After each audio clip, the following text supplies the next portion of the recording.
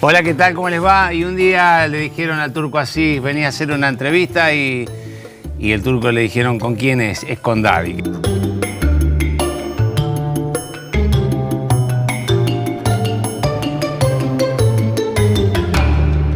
Bienvenido, Turco. Y acá estoy con Daddy. ¿Cómo te va, hermano? ¿Cómo anda, Turco?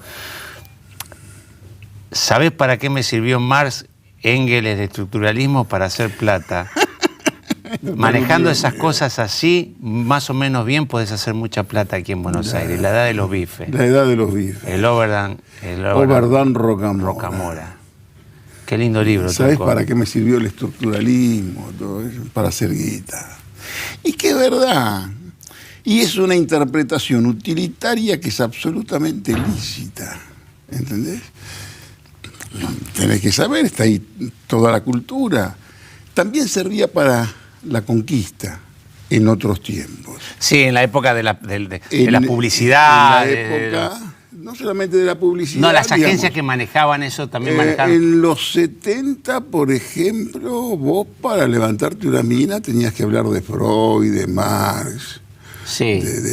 Y tocar la guitarra, si tocabas la guitarra. Yo no tocaba la guitarra. Bueno, claro. Eso se lo dejo al actual presidente. No, nosotros tocábamos la guitarra. Pero en realidad yo no he sido un gran lector. Yo tomé la época que era la moda, así como ahora casi todos los chicos tienen conjunto de rock, que tienen una bandita y demás.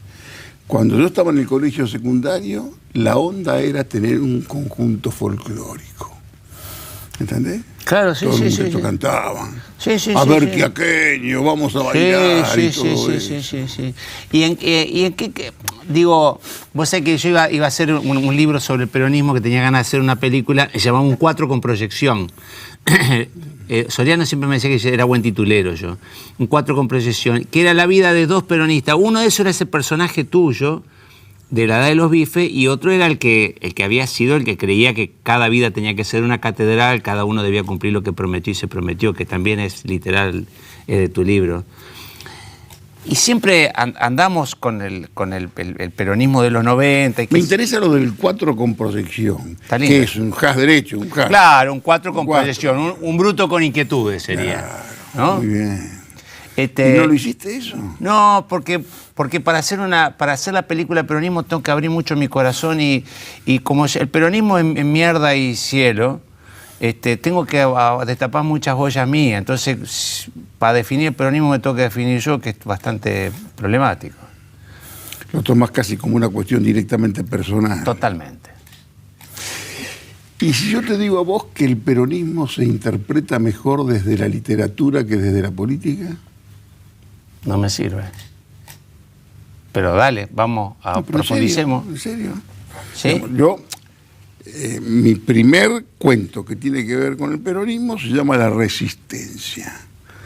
La Resistencia alude al 16 de junio de 1955, cuando mi viejo, en Villa Domínico, en pijama y chancletas, salió al medio de la calle Puerto de Palos y Cordero a gritar ¡Viva la libertad! ¡Viva la libertad!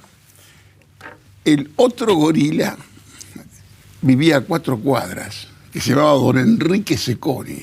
Y mi viejo, que gritaba, digamos, yo lo interpreté a través del hijo de un antiperonista, que la resistencia empezó en su casa, porque nos metieron un par de bombas de alquitrán y el frente blanco de mi viejo, y mi viejo después se ponía al lado de la ventana para ver si venían los cabecitas y qué sé yo, para tirarle, ¿entendés? Y finalmente todos lo consuelan y deja él de quedarse ahí en la ventana y ¡pa! Nos tiran otra vez. La resistencia empezó en mi casa, es decir, con la bomba de alquitrán que le tiraban a mi viejo, en un barrio que era enteramente peronista, y yo era el hijo del radical en aquel momento, mi viejo, y que yo estaba entre un cierto gorilismo muy profundo que estaba en mi casa, con todos mis compañeros, que vos sabés que el gran intercambio cultural se dio en el momento de tomar la leche y hacer los deberes. En mi barrio teníamos el japonés, el tano, el gallego, el ruso. Esa era la socialización. Era la cultura. Y yo me acuerdo que iba a una casa de unos amigos que vivían a media cuadra y había una especie de altar. ¿Entendés? Y en ese altar estaba Evita. ¿Entendés? Y digamos que fue entre aquella alegría del viejo y fue ese dolor de contexto que tenía que ver con mi vecindario, ¿no es cierto? Turco, pero a ver, el antiperonismo de tu viejo, el radical, se entiende, había otra manera. Había un antiperonismo muy fuerte. Pero espera, sí. Decime, porque eso es entendible, porque tiene que ver, el radicalismo, otra historia. ¿En qué se basa el antiperonismo de hoy? El odio a Cristina, a Perón, el odio a los K. ¿Cuál es? Porque Daddy, nosotros tenemos muertos, Daddy, tenemos vos lo himnos, haces tenemos... mucho desde el sentimiento y yo Vos soy un insistís, animal que trató de hacer la cuestión por el lado de la lucidez. En la Argentina hay más no peronismo que peronismo. ¿Entendés? Vos tenés un 60% de no peronismo en la sociedad argentina. El peronismo gana cuando, aparte de ese 40% peronista, puede conquistar un sector de la sociedad que no tiene que ver con el peronismo. Y los que se sorprenden por la cantidad de movilizaciones y concentraciones, de ese 60%, hay un 30%, si vos querés, 40% que es fervorosamente antiperonista. Ese antiperonismo te puede llenar todas las plazas, todas las calles. Ahora, vos ganás, el peronismo gana, cuando capta sectores del no peronismo. El antiperonismo no te va a votar nunca. Quiere decir que cualquier base opositora, por ejemplo, Macri ahora, fracasa como oficialista, pero como opositor se le viene un periodo que puede ser para él redituable. Porque el tipo se va con un 40% y la pugna es ver quién va a tener el rol de jefe de la oposición. Si va a ser el pelado Rodríguez Larreta Geñol, que es el que queda con mando de tropa y con presupuesto, asociado, si vos querés, a María Eugenia, que queda bien de imagen, pero sin mando de tropa, y los radicales que vienen ahora a mojar el bizcocho de otra forma. Es decir, paró la etapa en que solamente estaban de complemento y ahora quieren participar de las decisiones. Así que vos me decís que toda Argentina, que no es Europa, que no es Francia, que no es Alemania, tiene 60%, vaya a saber por qué, que es antiperonista. Que es antiperonista, sí. Y te voy a decir más, porque a vos es interesante que te lo diga a vos, porque con vos identifican muchos peronistas sentimentales, peronistas culturales, ¿entendés? Que tienen una cultura directamente peronista, porque sabés que el peronismo en la Argentina no es una cultura o un movimiento, es un destino, ¿entendés? Ese destino, todos los que te ven, vos lo que tenés que decir es, hoy al peronismo lo que le falta es un mensaje para toda esa gente que te desfiló en contra y te desconfía. Desde el punto de vista político pragmático, vos podés ganar una elección con toda esa gente en contra. Lo que no podés es gobernar con esa gente en contra. Porque esa gente en contra es la sociedad que consume. Y cuando vos tenés todo eso mancomunado contra vos, algo hiciste mal, algo falla en tu mensaje. No le hablaste tal vez a los que también le hablaban los grandes teóricos del peronismo. Tenés que mostrarte como no sos, ¿no? Digo, es como si mañana ficción, ¿no? Ficción. Tenés una hija de 20 años que te trae un tipo que el padre es chacarero y dice, papá, sacate la cosa, no digas más, se atormenta, no hables más así afrancesado, ponete una bombacha de campo, ¿cuánto aguantás? Y si no es lo tuyo.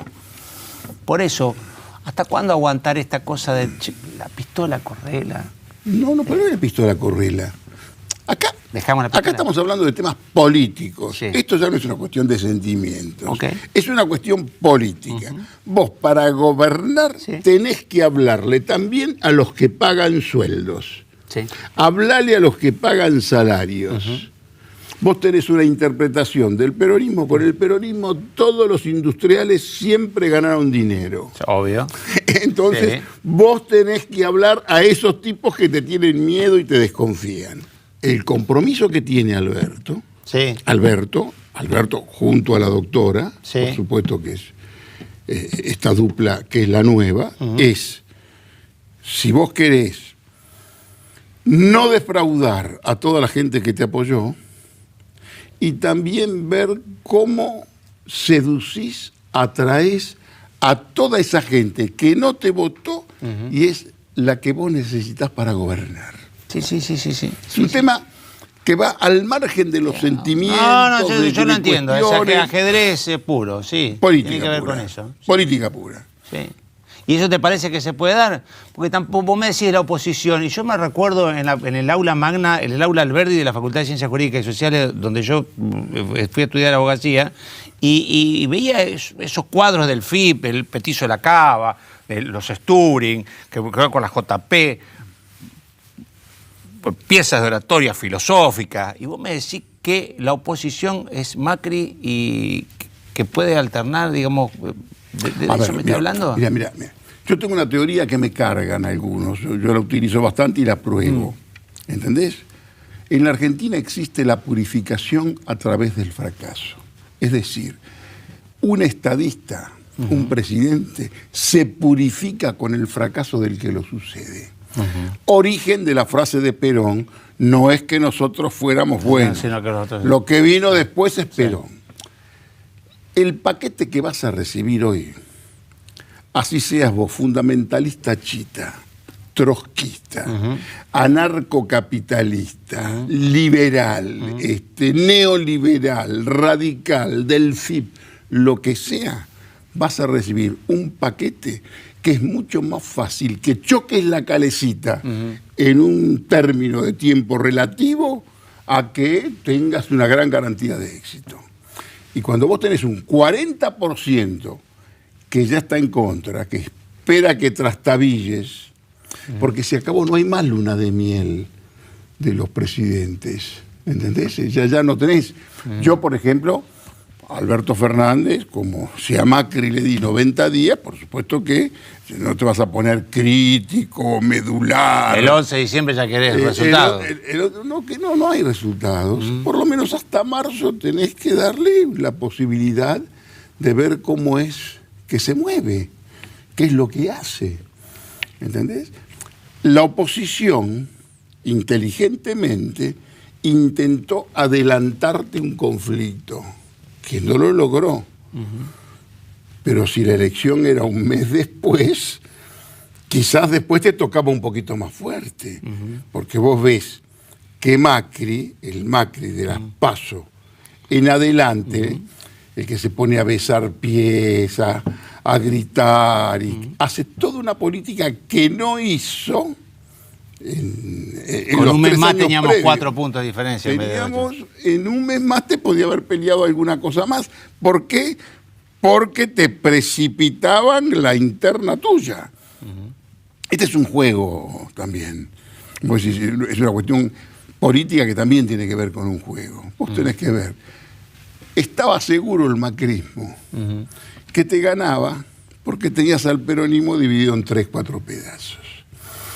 Así como en otro tiempo la izquierda decía 2, 3, 5 mil Vietnam, la idea que tenían en el 2017 todavía era 4, 5, 6 peronismos.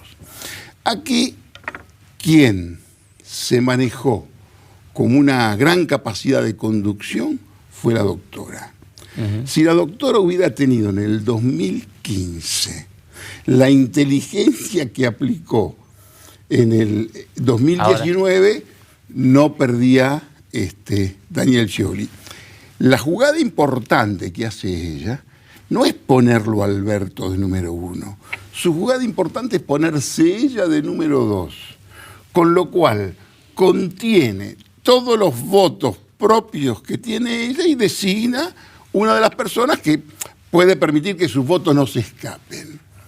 Y la otra jugada muy inteligente fue ponerlo a Kicillof, que es el que se reveló, ¿entendés?, como un dirigente que después escuchaste vos cuando se mandó un discurso largo, todas estas cosas que decían. ¿Por qué no va a mandar un discurso largo? Si se mandó un discurso, es un hombre que posibilitó que sus votos hicieran la diferencia. Porque si vos ves cómo queda el mapa político, Daddy, para tu libro sobre el peronismo, queda sostenido por la tercera sección electoral, parte de la primera sección electoral y peronismos del norte importantes que por lo general se los subestima bastante. ¿Entendés? Es decir, si asiste otra vez a un triunfo de la Argentina periférica sobre la Argentina blanca, que es la que tuvo su candidato, que ni siquiera pudo establecer las bases de una economía de mercado, pese a que todos sus apoyantes son los que definen. ¿Y qué él hizo la universidad de eso, de la economía de mercado? Entonces, está muy interesante, porque digo, desde la literatura para verlo, el kirchnerismo se explica de la literatura, mucho más. Si vos no podés entender a un fiscal subido a una de estas excavadoras en un campo inmenso, casi en medio de la nada, buscando billetes de 500 euros, eso lo explicás desde García Márquez. Mucho más que yo en una línea te pongo el juez y 1000 mobileros detrás buscando dinero en el medio de la nada. ¿Entendés? Y esa política, fuera del análisis que vos hacés, que es bastante importante y profundo, esa política para la gente de nuestra generación, una política, no es como ponerla en internet, ponerla en internet, una cosa, ¿te gusta, no te gusta? Es lo que hay, jugás eso, analizás lo que hay. Son tiempos distintos, mira.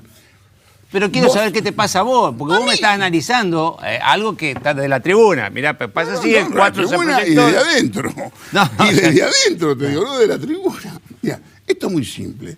Y te lo digo a vos como peronista cultural.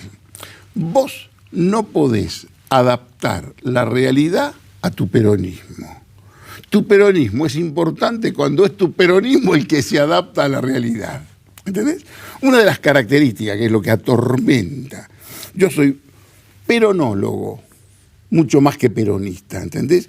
La gente me ve como peronista y me alegra que la gente crea que yo soy peronista como ellos. Para mí es casi, te diría, un acto hasta de modestia mío personal, que los tipos crean, porque para mí es mucho más difícil, por esta capacidad que tengo, si vos querés, analítica, tan complicada, como diciendo, bueno, para ser peronista no te hace falta tanto quilombo. No es así. Lo explicás bien Midachi, no te vayas a creer que yo te entiendo muy bien. Yo te lo explico ¿cómo? Sí, se entiende, no es... Vos tenés que adaptar. ¿Qué es lo que atormenta a todos? De pronto vos decís, aparece un tipo y te dice, Menem no es peronista, Kirchner no es peronista, y aquel no es peronista. Entonces, ¿qué corno es el peronismo? ¿Entendés? Casi todos son descalificables en el peronismo. ¿Te diste cuenta?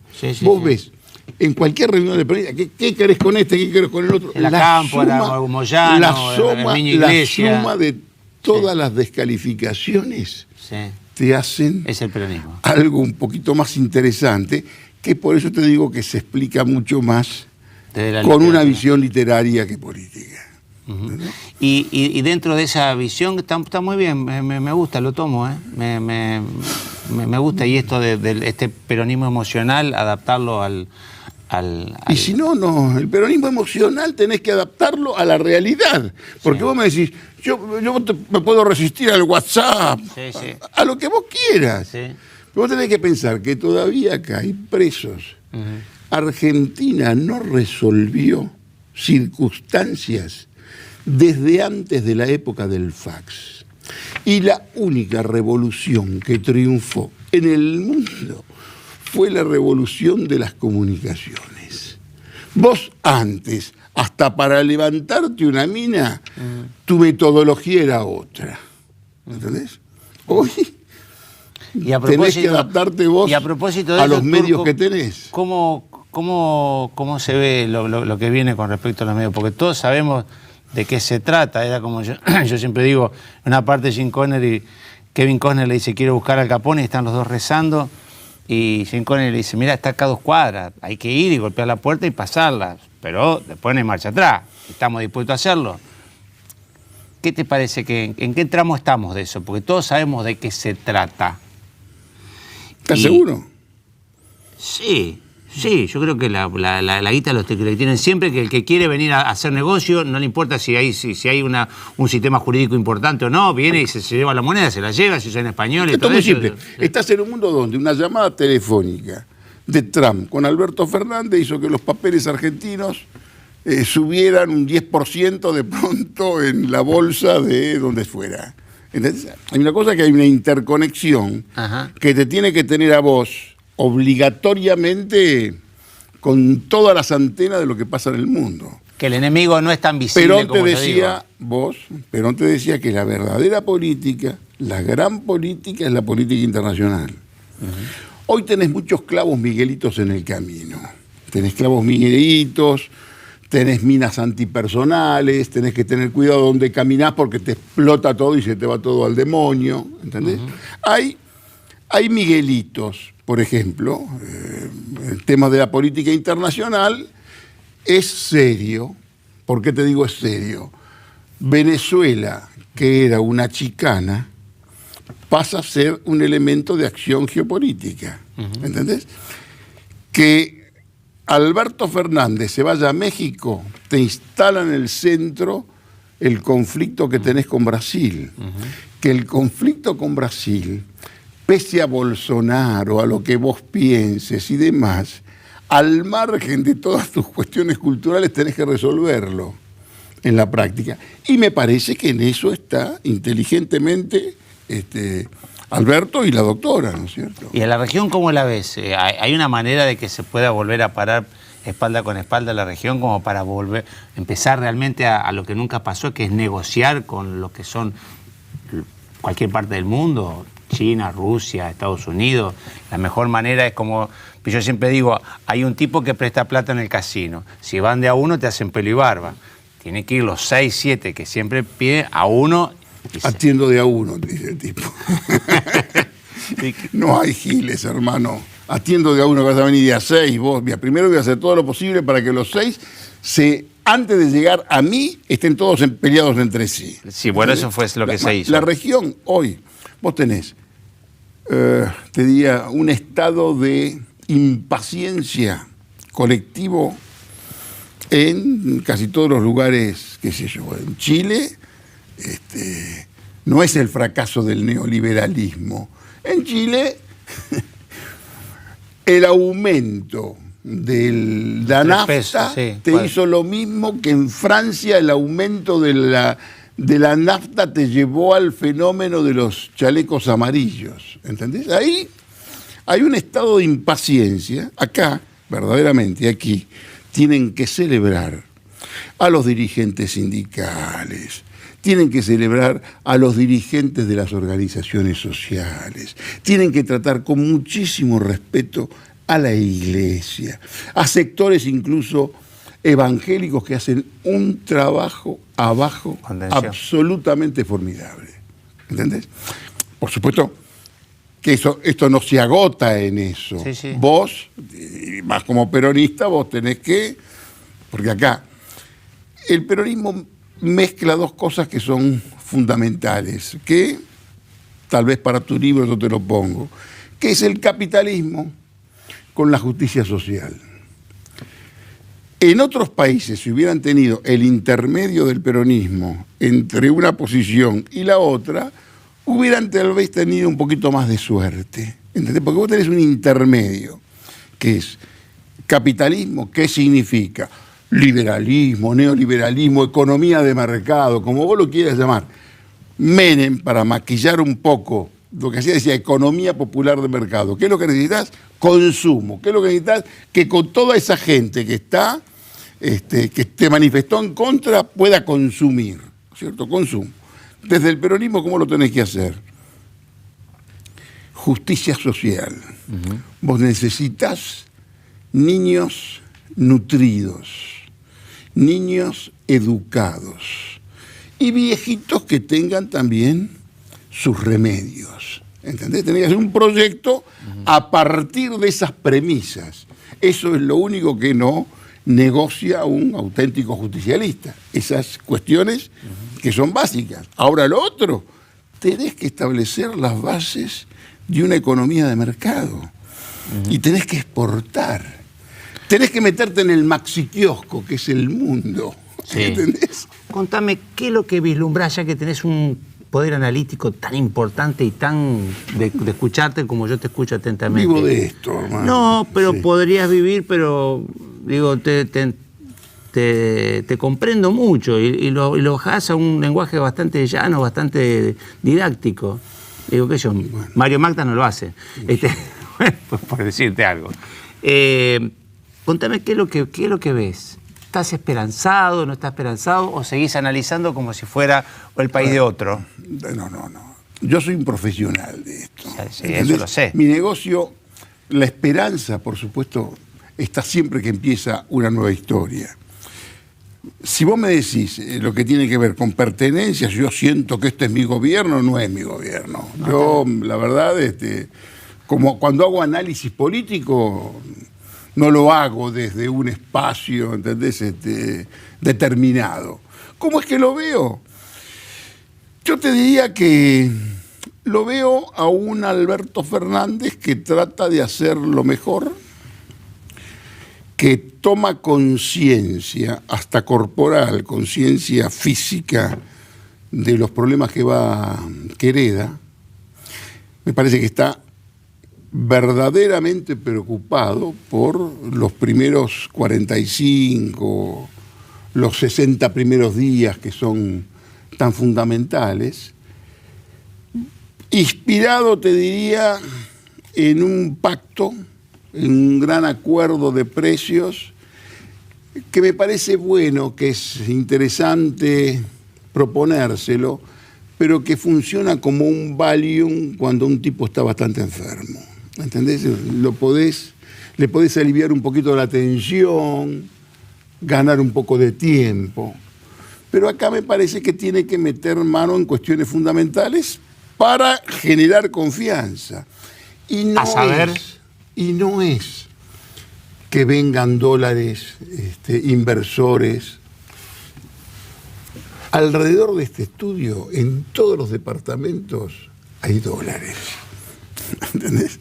Hay casi 300.000 millones de dólares de argentinos, que no es que están en el exterior, que están fuera del sistema, de gente que vive absolutamente aterrada, que los afanen. Quienes saben esto son los chorros. Vos acá tenés que hacer un shock de confianza para que ese tipo, una parte de lo que tenga, lo pueda querer invertir. ¿Cómo juegan los medios en ese sentido, Turco? ¿Cómo te parece que van a jugar los medios? Cine fue mismo, Canal 13, Clarín, A24. Mira, sinceramente, yo no. Me parece que los medios trabajarán su pauta. A vos te apasiona mucho el tema de los medios y yo vi por algunas polémicas. Trabajo de eso. Está bien, trabajar de esto, pero para mí, sinceramente, te digo, la cuestión de los medios es más bien menor. Yo te puedo decir qué es lo que va a pasar. Clarín va a consolidar su posición opositora, sin ningún reparo, si vos querés. Tener quizá Acá la no mejor pasó nada. relación. Y, hermano, yo sinceramente no creo que los que estén en alguna posición vayan a saltar y dar un salto en el aire. Y acá esto es muy simple. Todos saben que lo que viene es complicado y que está más difícil para hacer periodismo oficialista que periodismo opositor. En realidad, periodismo oficialista siempre fue casi utópico hacerlo con una cierta calidad. El negocio, te digo, desde el punto de vista profesional, es la crítica. Y los muchachos, muchos muchachos, yo no hago nombres, que salieron a hacer un oficialismo excesivo, ¿Qué es lo que pasaba, Daddy? Los muchachos creían que tenían 6 años más por lo menos de macrismo asegurado. Macri fue a las PASO con una inocencia superlativa. Le habían dicho el día anterior que perdía por 1 punto, pero que podían remontar. Iba convencido también que la economía mostraba síntomas de recuperación. Vivían en un frasco, hermano. Lo que yo escribo ese mismo día que sale, que se llama El sopapo electoral de la realidad, lo tenía escrito desde antes. Porque no puede ser que yo tuviera la información de que por lo menos perdían por 10 puntos, 12 puntos, y desde el Estado creían que perdían por 1. ¿No viste vos los rostros de todo el periodismo oficialista? Sí, sí. ¿Entendés? Hasta nosotros nos sorprendimos. Por supuesto que sí. ¿Qué esperás? Vos te diré que porque se dio un triunfo, todo ese periodismo crítico inmediatamente se va a poner con un apoyo amable, paciente. Me parece que van a consolidar la vocación crítica y opositora. Y hay mucho quilombo para acertar de entrada, ¿entendés? Y según mi teoría, que el fracaso de uno purifica al otro, están esperando que metas la pata, están esperando que choques la calecita, que la choques mal. Y hay tantas minas antipersonales que alguna te va a estallar en el pie. Se te escucha como relator. ¿Y cuándo no te involucras nunca? Pero yo, involucrarme yo, militante no. No, militante corazoncito, no. digo, No, ¿tenés como, está como anestesiado? No estoy anestesiado, es mi profesión. Te pregunto, hermano. no, estoy tratando de conocerte. Profesión. Incluso hablaría muy mal de mí. Sí. Una cosa que vos me preguntes a mí, ¿qué es lo que pasa? Sí. Y otra cosa que me preguntes, ¿qué es lo que yo quiero que pase? Ajá. ¿Entendés? Yo quiero que pase, me lleva a otra dimensión. Pero yo no estoy acá para darle consejos a la humanidad de qué es lo que pasa. No. Si vos me decís que yo esté muy confiado y el único mensaje para pasar, qué sé yo, a la doctora, una trayectoria tan importante, no se puede concluir en un fracaso, ¿entendés? El fracaso en la Argentina acecha, casi todo termina siempre mal aquí, ¿entendés? Mayor involucramiento que decirte lo que yo pienso, porque para mí sería mucho mejor tirarte frases de circunstancia que aluden a la esperanza, que cuesta mucho. ¿Quiénes son los tipos que, siempre en el terreno del análisis y de no involucrarte, quiénes son los tipos que te gustan, cómo hablan, cómo se expresan? Como hablan me cuesta encontrar. Como hablan, hay poco. Como hablan. Vos sos de la época mía. Como hablan entre la doctora y el resto, hay, si vos querés, un cementerio de ventaja, no un campo de ventaja, un cementerio, porque, bueno, ella tiene un buen manejo. Otro que tiene un buen manejo, ¿sabes quién es? Sergio Massa. Sergio Massa tiene hasta una postura presidencial, si vos querés. Sergio Massa tiene un conocimiento del Estado que trasciende. Alberto, yo le recomendaría que nunca hablara delante de la doctora, porque la presencia de la doctora parece que lo reduce al pibe. Yo estuve en Tucumán con Mansur, invitado por Mansur. El discurso que produjo Alberto Fernández en Tucumán fue el mejor, por supuesto, con toda la generosidad de Mansur, que le armó un cuadro con todo el sindicalismo, un cuadro peronista. Y el muchacho hablar delante de otros oradores, y sobre todo la doctora, no me parece lo mejor. Pero hoy, sobre Alberto, reposa, si vos querés, esta Argentina periférica que tiene que ver con el peronismo, que vuelve a ganar. aunque él sea un muchacho de Puerto Madero, él representa esa Argentina periférica, esa matanza, ese peronismo que, por supuesto, deposita toda la esperanza en él. Pero él también sabe que él tiene que tener un discurso que pueda seducir a toda esa gente que él necesita para gobernar. ¿Qué te iba a decir, para ir finalizando? ¿Por qué te parece que el peronismo todavía sigue estando? ¿Por qué te parece que todavía se siguen celebrando y conmemorando con esos viejos, que a algunos les faltan los dientes, qué sé yo, esos recuerdos? ¿Qué te parece que sigue, que va pasando en el mundo? La resistencia peronista y la creación del peronismo forma parte de su épica. ¿Entendés? La épica del 17 de octubre, sí, que es muy importante, la épica de la resistencia, que fue muy fuerte, si vos querés. Y el peronismo técnicamente se resignifica. Digamos, el peronismo tiene un olfato especial para captar la onda internacional. ¿Entendés? Felizmente en 1989, caída del muro de Berlín, desaparición de la Unión Soviética, Argentina tiene un peronista como Menem que hace lo que exactamente conectaba con el momento de la época. Kirchner conecta con el fracaso de toda esa época que se venía abajo.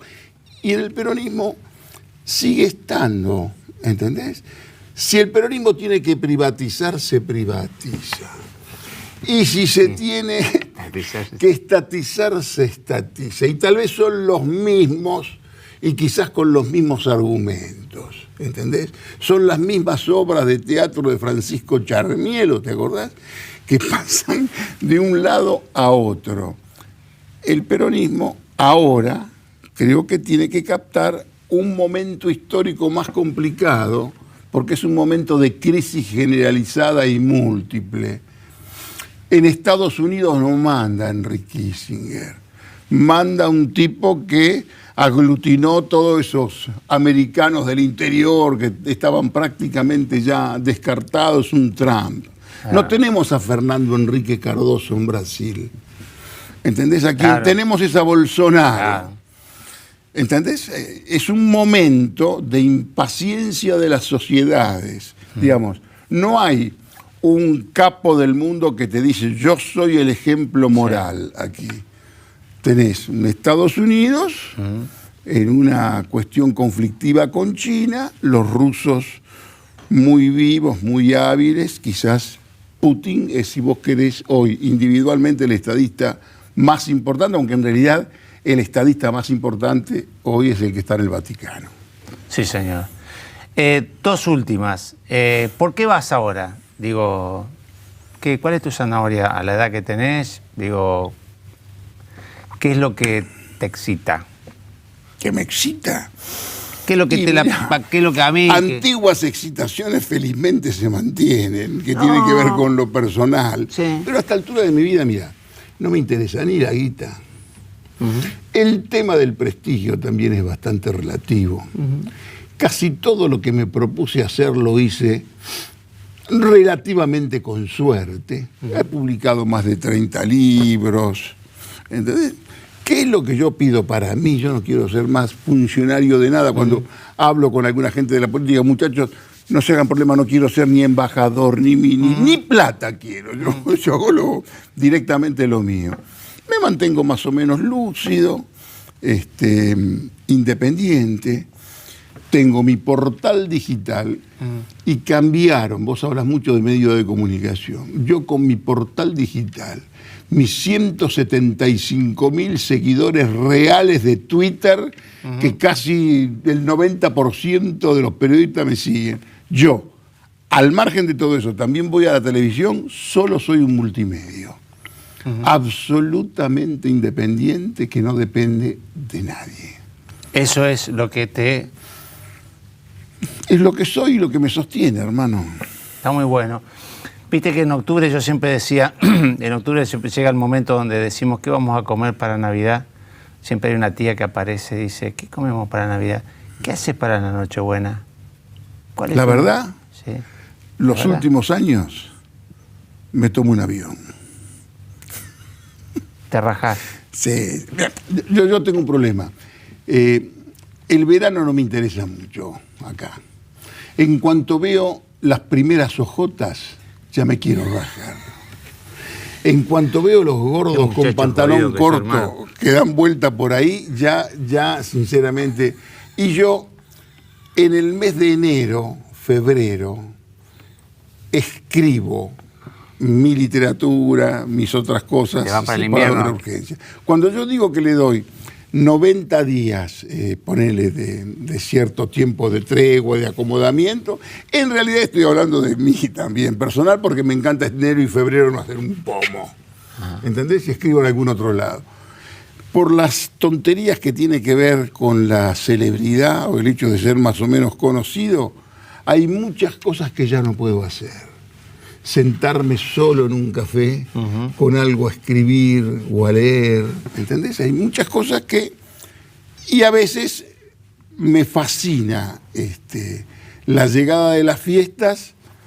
Queda mal que lo deschave de esta forma, pero trato de rajarme. Está bueno, está bueno, está bueno.